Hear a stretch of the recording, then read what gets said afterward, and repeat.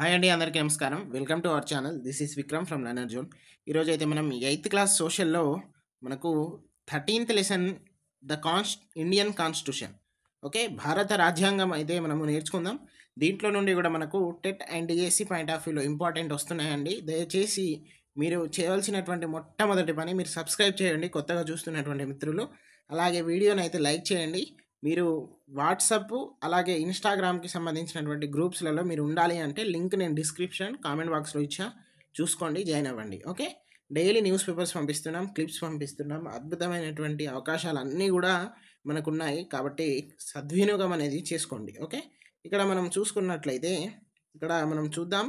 ఇక్కడ yearly drafts చూసుకున్నట్లయితే మనకు కాన్స్టిట్యూషన్ అనేది మన అందరికీ తెలిసిందే 1950 నుండి వచ్చిందని అనుకుంటాం. కానీ కాదండి. దానికన్నా ముందు ఏంటిది మన ఏమంటారు, స్వాతంత్రం రాకముందే కాన్స్టిట్యూషన్ అనేది మోడల్ కాన్స్టిట్యూషన్ ఒక డ్రాఫ్ట్‌గా తయారు చేశారు. మరి అది ఎవరు తయారు చేశారు, ఏంటిది అనేది కూడా నేర్చుకుందాం. ఓకే. ఇక్కడ ఒక చిన్నది చూద్దాం. When India gained freedom from colonial rule. Colonial rule అంటే వలస పాలన. ఓకే. వాళ్ళు వలస వచ్చి పాలించిన వాళ్ళు. వాళ్ళేమి ఈడ పుట్టినోళ్ళు కాదు. ఓకే. అదొకటి గుర్తుపెట్టుకోండి. It was decided to put together basic principles for which we stood and principles and procedures by which our country would be ruled. These were written down in a book called the Constitution of India. మనకు కొన్ని rules and regulations ఉండాలి, కొన్ని principles ఉండాలి, అందరికీ అర్థమయ్యే విధంగా కొన్ని ఒక ప్రొసీజర్ ఉండాలి. అవన్నీ అవన్నీ ఉన్నటువంటి బుక్నే మనం కాన్స్టిట్యూషన్ ఆఫ్ ఇండియా అని అంటాము. ఓకే. అదొకటి. మళ్ళీ ఇక్కడ మనం చూద్దాం. నెక్స్ట్ ఇక్కడ చూసుకున్నట్లయితే నేను ఎర్లీ డ్రాఫ్ట్స్కి సంబంధించి ఒక మోడల్ కాన్స్టిట్యూషన్ అన్నా కదా, అది ఎవరు రాశారంటే మోతీలాల్ నెహ్రూ గారు అయితే రాశారు. జవహర్లాల్ నెహ్రూ వాళ్ళ నాన్న. ఓకే. ఎప్పుడు 1928లో మనం కరాచీలో మనం ఒక ఏమంటాం, ఒక కరాచీ స్టేషన్లో జరిగింది 1928లో. అక్కడ డ్రాఫ్ట్ క్యాప్టెన్ చిన్నగా మనం 7th క్లాస్లో ఇది నేర్చుకున్నాం. ఓకే. అదొకటి. అలాగే Motilal Nehru and 8 other INC leaders. INC's Indian National Congress వాళ్ళు వీళ్ళు, అలాగే 8 వీళ్ళు ప్లస్ మోతీలాల్ నెహ్రూ కూడా. ఓకే. ఇలాగా కరాచీ సెషన్ మళ్ళీ ఎక్కడ ఇంకోసారి మనకు 1931లో జరిగింది. తర్వాత ఇక్కడ మళ్ళీ యూఏఎఫ్ అంటే యూనివర్సల్ అడల్ట్ ఫ్రాంచైజీ అంటే right to freedom and equality. Okay. ఈ రెండు కూడా ఉన్నటువంటి ప్రిన్సిపల్స్ ఈ ఈ ఇక్కడ ఈ ఏమంటాం డ్రాఫ్ట్ మోడల్ కాన్స్టిట్యూషన్లో కూడా ఉన్నాయి. అదే విధంగా ప్రతిబింబించేలా ఇప్పుడు మళ్ళీ వచ్చేటువంటి 1947 తర్వాత కాన్స్టిట్యూషన్ వచ్చింది కదా, దాంట్లో కూడా సేమ్ రిలేటెడ్ బేసిక్ ప్రిన్సిపల్స్ అయితే ఉన్నాయి. ఓకే. అదొకటి ఇవ్వడం జరిగింది. నెక్స్ట్ ఇక్కడ మనం చూసుకున్నట్లయితే every one will be equal before law and will have certain fundamental rights guaranteed to them. అందరికీ ఒకటే లా ఉండాలి. అలాగే న్యాయం ముందు, లా ముందు అందరూ కూడా సమానులే. ఎవరికి ఎక్కువ కాదు, ఎవరికి తక్కువ కాదు. ఓకే. అందరికీ ఫండమెంటల్ రైట్స్ ఉంటాయి. Okay. Next the government would be formed by general elections based on the principles of UAF universal adult franchise or right of every adult citizen. Government అట ఎట్లా, ఒక హోట్ తోటి, ఒక స్వాతంత్రపు హక్కుతోటి ఫామ్ చేయాలి. Irrespective of gender, caste, religion, education, wealth to vote in elections. ఇవి ఏవి ఉండద్దు. వన్ హోట్ వన్ మ్యాన్ అట్లనే ఉండాలి అని మనము కాన్స్టిట్యూషన్లో అయితే నేర్చుకుంటాము. మన కాన్స్టిట్యూషన్స్లోని ఐడియల్స్ ఎక్కడి నుండి తీసుకొచ్చారు అంటే ఫ్రెంచ్ రెవల్యూషన్ నుండి ఇన్స్పైర్ అయ్యి దాంట్లో నుండి తీసుకురావడం జరిగింది. తర్వాత ద ప్రాక్టీస్ ఆఫ్ పార్లమెంటరీ డెమోక్రసీకి సంబంధించినవి బ్రిటన్ నుండి తీసుకురావడం జరిగింది. ఇది చాలా అంటే చాలా ఇంపార్టెంట్, అడిగేటువంటి ఛాన్సెస్ ఉన్నాయి. Next the bill of rights, ఇది యుఎస్ఏ నుండి తీసుకురావడం జరిగింది. ద సోషలిస్ట్ రెవల్యూషన్కి చైనా అండ్ రష్యా నుండి తీసుకురావడం జరిగింది. మనది రిటెన్ కాన్స్టిట్యూషన్ అతిపెద్ద, మనకు భారతదేశం కాన్స్టిట్యూషనే పెద్దది రిటెన్, లిఖితపూర్వకంగా. ఓకే. అదొకటి గుర్తుపెట్టుకోండి. ఇక్కడ చూడండి, the president of constitution assembly. మనం ద ప్రెసిడెంట్ ఆఫ్ కాన్స్టిట్యూషన్ అనగానే అంబేద్కర్ పేరే వస్తుంది. అంబేద్కర్ కాదండి, డాక్టర్ రాజేంద్ర ప్రసాద్. అంబేద్కర్ గారు only the chairman of drafting committee. ఆ డ్రాఫ్టింగ్ కమిటీ ఏదైతే ఉందో రాయడంలో ఉంటుంది కదా, దాంట్లో చైర్మన్ అతను. ఓకే. 7 మెంబర్స్ ఉంటారు కదా, 7 ప్లస్ ఇతను కూడా ఒకరు ఉన్నారు. సో అట్లా అనుకోండి. తర్వాత మళ్ళీ ఇంకోటి 299 మెంబర్స్ ఉంటారు. మళ్ళీ దాంట్లో 15 మంది మహిళలు ఉన్నారు. ఈ 7 మెంబర్స్ అన్నాను అంటే ఆ డ్రాఫ్టింగ్ కమిటీ అది వేరు మళ్ళీ. కాన్స్టిట్యూషన్ ఓవరాల్‌గా 299 వాళ్ళు ఉంటారు. సో, అవి కూడా మీరు చూడండి ఒక్కసారి. ఇక్కడ మనకు సరోజినీ నాయుడు, దుర్గాబాయి దేశ్ముఖ్, ఎన్‌జీ రంగారావు రంగా, తర్వాత మనకు టంగుటూరి ప్రకాశలింగం గారు, వీళ్ళందరూ కూడా దాంట్లో ఉన్నటువంటి వాళ్ళే. మనకు కాన్స్టిట్యూషన్ అడాప్ట్ చేసుకున్నది మనం 26th నవంబర్ 1949. ఓకే. మనకు ఇంప్లిమెంట్ అయిందేమో 26th జనవరి 1950 నాడైతే ఇంప్లిమెంట్ అయింది. నేను చెప్పిన కదా 299 మెంబర్స్ ఉన్నారు. దాంట్లో 15 మంది మహిళలు ఉన్నారు. ఆ 15 మంది మహిళల్లో సరోజినీ నాయుడు కూడా ఉన్నారు. మనకు దుర్గాబాయి దేశ్ముఖ్ గారు కూడా ఉన్నారు. ఓకే. తర్వాత మనకు గైడింగ్ ప్రిన్సిపల్స్ అంటాము. గైడింగ్ ప్రిన్సిపల్స్ అనుకోండి. సేమ్ అట్లాగే ఆబ్జెక్టివ్స్ రెవల్యూషన్ కూడా ఉంటుంది. వాటి గురించి కూడా మనం నేర్చుకుందాం. ఓకే. ఇక్కడ మనం చూసుకున్నట్లయితే 299 మెంబర్స్. ఫస్ట్ మీటింగు మనకు 1946 డిసెంబర్లో జరిగింది. దానికన్నా ముందు అసలు ఎలక్షన్స్, కాన్స్టిట్యూషన్ అసెంబ్లీ, రాజ్యాంగ సభ ఎప్పుడు దానికి ఎలక్షన్స్ జరిగాయంటే 1946 జూలైలో జరిగింది. మరి ఎందుకు ఎలక్షన్స్ అంటే దాంట్లో 299 మెంబర్స్ అన్నాం కదా. ఆ 299 మెంబర్స్ ఎవరెవరు ఉండాలి అని కొన్ని రాజ్యాలు అప్పుడు ఉన్నటువంటి నామినేట్ చేయడం జరిగింది. కొన్ని బ్రిటిష్ వాళ్ళు చెప్పారు, కొన్ని మనకు ప్రిన్స్లీ స్టేట్స్ నుండి వచ్చాయి. సో, ఇట్లా వివిధ మ్యాక్సిమం మన కాన్స్టిట్యూషన్ అసెంబ్లీ అనేది ఐఎన్సీ వాళ్ళతోటే ఉండింది. సో, ఇదొకటి గుర్తుపెట్టుకోండి. నెక్స్ట్ ఇక్కడ 114 డేస్ అయితే మీటింగ్ చేయడం జరిగింది. కాన్స్టిట్యూషన్ చర్చలు, ఓకే, డిబేట్స్ అంటాం కదా అది. దాంట్లో ఆ డిబేట్లో ఎవ్రీ వర్డ్ స్పోకెన్ అండి. ప్రతి అక్షరం, ప్రతి పదం, ప్రతి వాక్యం చెప్పడం జరిగింది. అదొకటి గుర్తుపెట్టుకోండి. నెక్స్ట్ మనకు ఇక్కడ చూసుకున్నట్లయితే మనకు ఆబ్జెక్టివ్ రెజ్యులేషన్ ఇక్కడ ఫస్ట్ బేసిక్ ప్రిన్సిపల్ ఏమి ఉండాలి అంటే సోవెగ్రేన్ రిపబ్లిక్, సర్వసత్తాక గణతంత్ర ఉండాలి అని చెప్పడం జరిగింది. నెక్స్ట్ ఇక్కడ several states have with autonomous powers. Objectives resolution అంటే ఏంటిది, దాని గురించి కూడా కొన్ని పాయింట్స్ ఇచ్చాడు ఇక్కడ. Several states have with autonomous powers. ఎట్లా ఉండాలి, కొన్ని స్టేట్స్ కదా సెపరేట్ అటానమస్ పవర్స్ ఉండాలి.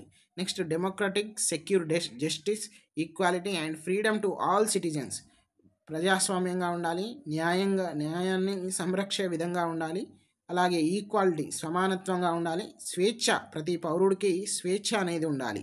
Next interest of minorities, tribals and deprived classes will be safeguarded. ఇక్కడ గిరిజనులు, మైనారిటీలు అందరి యొక్క మనోభావాలను, వాళ్ళ యొక్క అభిరుచులను గౌరవపడే విధంగా ఉండాలి, గౌరవించే విధంగా ఉండాలి, కానీ కించపరిచే విధంగా కూడా ఉండద్దు. అలా ఎప్పటికీ ఉండద్దు అని అయితే దీంట్లో ఉంది. India will work for world peace and welfare for all mankind. ప్రపంచ శాంతి కొరకై పాటుపడాలి. Next this became guiding principles. ఇవే గైడింగ్ ప్రిన్సిపల్స్ లాగా అయ్యాయి. ఇక్కడ చూడండి, all constitutional assembly members signed an illustrated version of the constitution. Here you can see Jawaharlal Nehru signing the constitution. చూడండి ఇక్కడ కాన్స్టిట్యూషన్ ఎంత పెద్దగా ఉంది బుక్. సో, ఇంత పెద్దగా అయితే ఉంది. సో, మనము మహాత్మా గాంధీ గారు ఏం చెప్పారు, డాక్టర్ బిఆర్ అంబేద్కర్ గారు ఏం చెప్పారు, జవహర్లాల్ నెహ్రూ గారు అయితే ఏం చెప్పారు అనేది కూడా మనము చూద్దాం. దాంట్లో ఇక్కడ ఇంపార్టెంట్గా మనకైతే ఇక్కడ చూద్దాం. మనము ఇక్కడ యంగ్ ఇండియా మ్యాగజైన్ అయితే మనకు డిఎస్సిలో అడగడం జరిగింది. ఇది గుర్తుపెట్టుకోండి. 1931లో ఎవరు రాశారు అంటే మహాత్మా గాంధీ అయితే రాశారు. ఓకే, గుర్తుపెట్టుకోండి. నెక్స్ట్ ఇక్కడ దాంట్లో అతను ఏం చెప్పాడంటే, I shall strive for a constitution which will release India from all thraldom and patronage.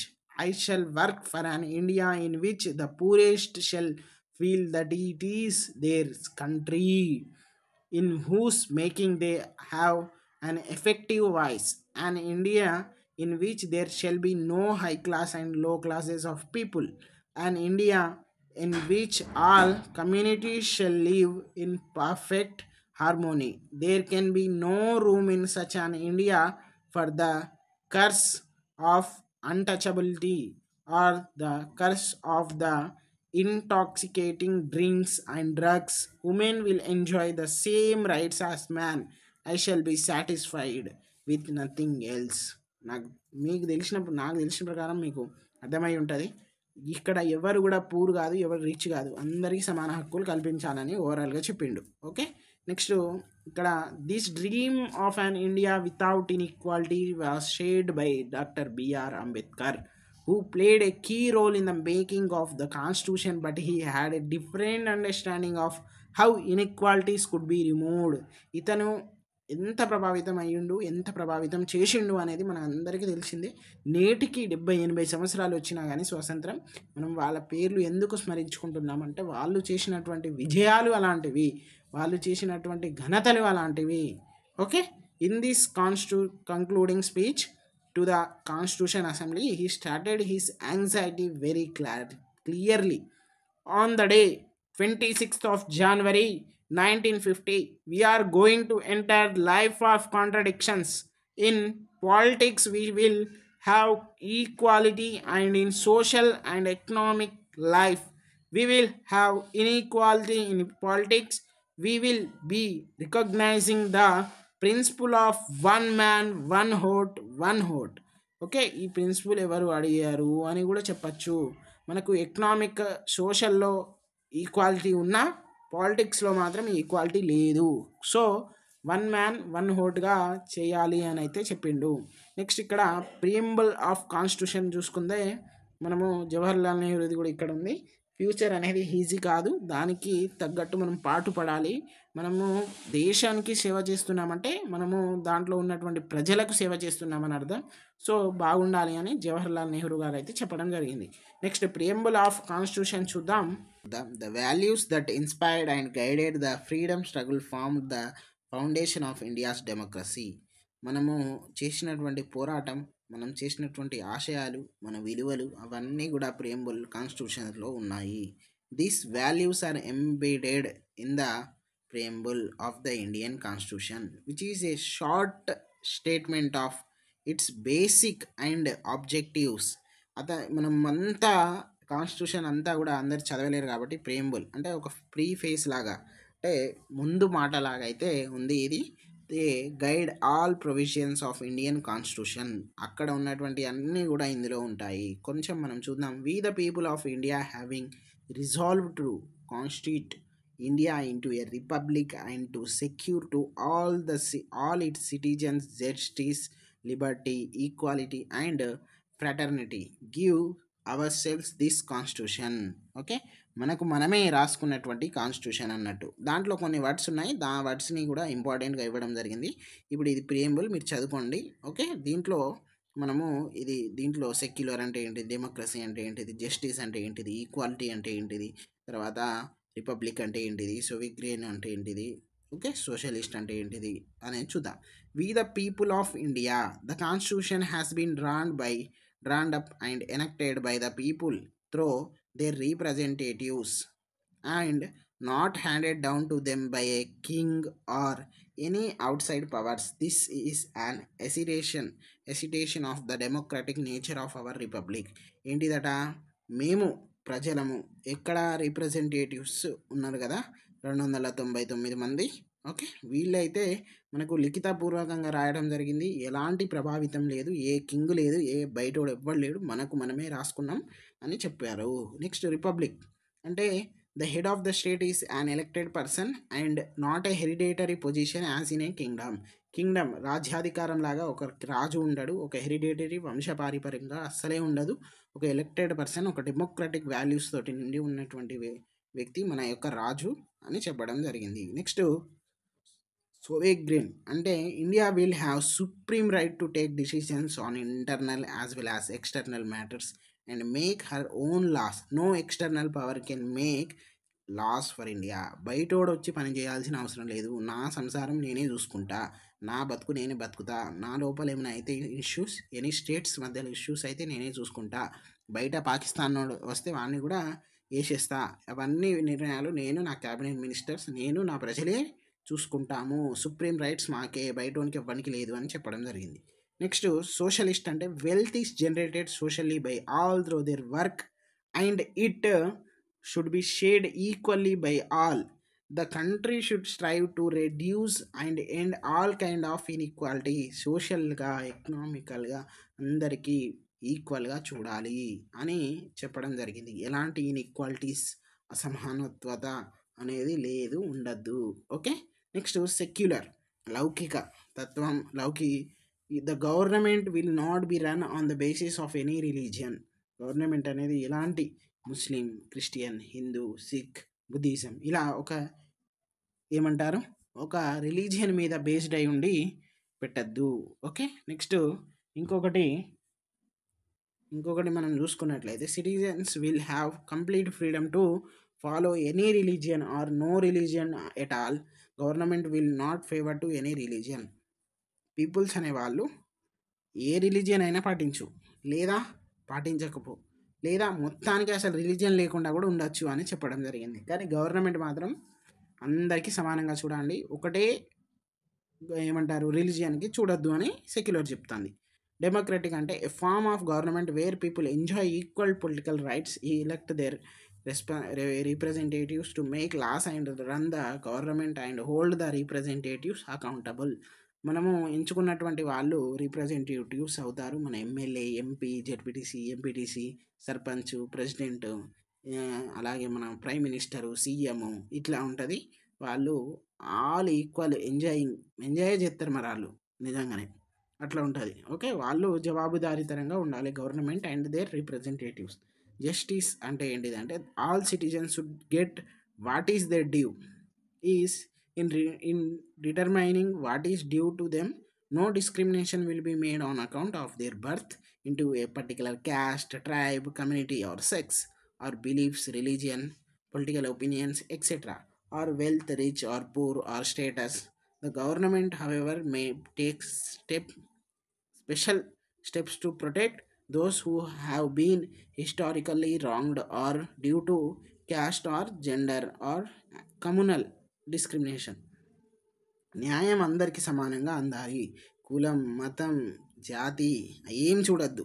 Okay, next ఈ వెనుకబడినటువంటి తరగతులకు ఎవరైతే ఉన్నారో వాళ్ళకు గవర్నమెంట్ ఏమైనా స్పెషల్గా ఇచ్చేటువంటి ఛాన్సెస్ ఉన్నాయి, ఇవ్వచ్చు. ఓకే, ఈక్వాలిటీ అంటే సమానత్వ. Our constitution does not promise equality in all respects like income or property, but it seeks to ensure that all people will enjoy the same status. అందరికీ సమానంగా డబ్బులు ఉండాలి, సమానంగా ప్రాపర్టీ ఉండాలి అని కాన్స్టిట్యూషన్ ఏనాడు చెప్పదు. కానీ ఇక్కడ అందరూ కూడా కష్టపడి సంపాదించుకోవచ్చు, కష్టపడి బాగుండొచ్చు అని చెప్పింది. అందరూ కూడా అలాంటి ఎంజాయ్ చేయొచ్చు స్టేటస్ని. ఏంటిది? గవర్నమెంటల్ స్టేటస్ని. That is very one will be governed by the same laws. అందరికీ సమానంగానే లాస్ ఉన్నాయి. ఓకే, అలాగే it promise equality of opportunity. అందరికీ సమాన హక్కులు కూడా కల్పించారు, సమాన ఆపర్చునిటీ, సమాన అవకాశాలు కూడా కల్పించారు. Okay, this means that all public offices shall be open to all. అందరికీ సేవా సర్వీస్ అనేది ఉంది. So irrespective of caste or religion, if any office requires special qualification, access to that qualification too will be made to equal all. ఏదైనా qualification పెడితే దాంట్లో కూడా అందరికీ సమానంగా ఇస్తున్నారు. ఓకే, అదొకటి. Next liberty. There will be no unreasonable restrictions on the citizens in what they think. నువ్వు ఎలా ఆలోచించాలనేది కూడా నీకు స్వేచ్ఛ ఉంది, ఎలాంటి రెస్ట్రిక్షన్స్ లేవు. The religion they wish to follow or not follow, how they wish to express their thoughts, and the way they wish to follow up their thoughts in action or come together form associations or parties. ఏంటిది? నువ్వు association చేసుకో, parties చేసుకో, BC సంఘం, SC సంఘం, ST సంఘం, అన్ని సంఘాలు చేసుకో, అది నీ హక్కు, నీ ఇష్టం, నిన్ను ఆపేటోడే లేడు అని చెప్పిండు. నువ్వు మనకు రిలీజియన్కి సంబంధించినటువంటి సంఘాలు కూడా ఉన్నాయి, దాంట్లో కూడా వెళ్ళిపో, లేకపోతే మొత్తానికే వెళ్ళిపోకుండా ఉండు కూడా, అన్నీ నీ ఇష్టం అన్నాడు. To build a sense of bonding and unity among the all people. ఇదేంటిది? Fraternity. No one should treat a fellow citizen as interfere or as an alien stranger. అందరికీ స్వేచ్ఛ ఇవ్వాలి, అలాగే బాండింగ్, యూనిటీ అనేది ఉండాలి. ఓకే, సౌభ్రాతృత్వం ఏదో మనం బ్రదర్హుడ్ అనాలి. Okay, besides the principle our constitution has a section, ఒక సెక్షన్ అనేది ఉంది, దాన్నే మనం directive principles of state policy అంటాము. వాటిలో కొన్ని ఉన్నాయి, అవి ఏంటియో చూద్దాం. Okay. Directive principles of state ఏంటిది మనకి ఇక్కడ చూసుకున్నట్లయితే చూద్దాం ఒక్క నిమిషం. These are universalising literacy and education. అంటే ఇక్కడ ఎడ్యుకేషన్ని ఎంకరేజ్ చేయాలి. Protection of environment, okay. తర్వాత రెడ్యూసింగ్ ఇన్కమ్ ఇన్ఈక్వాలిటీ. ఈ మూడిటి మీద పని చేసినా చెయ్యకున్నా గవర్నమెంట్ మీద నువ్వు కోర్టులో ఎలాంటి కేసు పెట్టినా చల్లదు అని చెప్పిండు. అంతే, ఆ పారాగ్రాఫ్ అంతా అదే ఉన్నది, మీరు చదువుకోండి ఒకసారి. ద సిస్టమ్ ఆఫ్ గవర్నమెంట్ చూసుకున్నట్లయితే మనం ఇక్కడ అది మనది ఉన్నటువంటి గవర్నమెంట్ అనేది పార్లమెంటరీ గవర్నమెంట్, ఓకే. మనకు ఇక్కడ పార్లమెంట్లో లోక్సభ ఉంటుంది, రాజ్యసభ ఉంటుంది. మనకు మొత్తం హెడ్గా చూసుకున్నట్టయితే ప్రెసిడెంటే ఉంటాడు. ఇప్పుడు ప్రెసిడెంట్ ఎవరు ఉన్నారు? ద్రౌపది ముర్ము గారు అయితే ఉన్నారు. But in the accordance to PM సలహా మేరకు ప్రెసిడెంట్ సలహా మేరకు పిఎం, అట్లా ఆ సిస్టమ్ అంటే ఫెడరల్ సిస్టంలో నడుస్తుంది అన్నట్టు. The entire country is considered to be A union of a small states. చిన్న స్టేట్స్ కలిస్తేనే మన భారతదేశం ఉంటుంది. దాన్నే మనం ఫెడరల్ సమైక్య వ్యవస్థ అంటాము. సెంట్రల్లో పార్లమెంట్ ఉంటుంది, ఓకే. నెక్స్ట్ ఆర్మీ అలాగే రైల్వేస్ వాటి కింద వస్తాయి. నెక్స్ట్ స్టేట్లో చూసుకున్నట్లయితే నెక్స్ట్ అసెంబ్లీస్ ఉన్నాయి. ఇక్కడ ఏంటిది రోడ్ ట్రాన్స్పోర్ట్, పోలీసు, స్కూల్స్ ఇవన్నీ వీటి కింద వస్తాయి.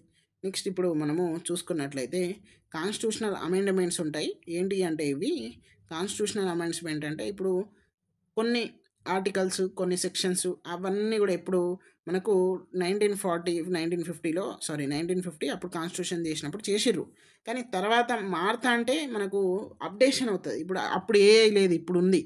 కరోనా అప్పుడు కూడా ఏఐ లేదు, ఇంటర్నెట్ సరిగా లేదు. ఇప్పుడు 5G, 6G, 7G, 8G, 10G కూడా వచ్చేటువంటి ఛాన్సెస్ ఉన్నాయి.